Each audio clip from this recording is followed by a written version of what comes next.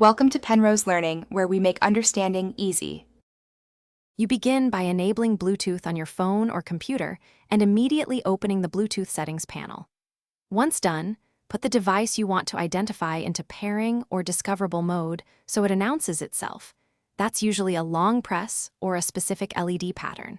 Make sure you're within about 10 meters and pause nearby Wi-Fi or other radios that can interfere.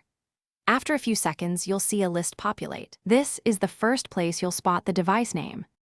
You now scan the visible devices list and refresh if nothing appears. Some systems need a manual rescan. Once the list populates, look for recognizable manufacturer prefixes or model numbers.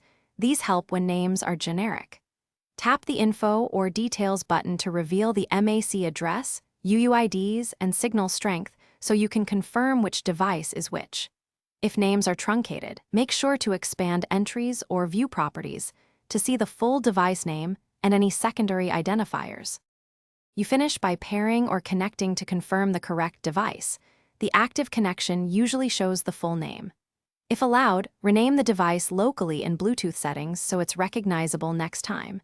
Remember, this change is local unless the device supports persistent naming. Make sure to save and test.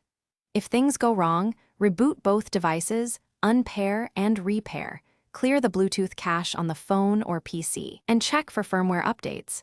These steps resolve most naming and discovery issues. Thanks for watching. If this was helpful, leave a like and consider subscribing. See you next time.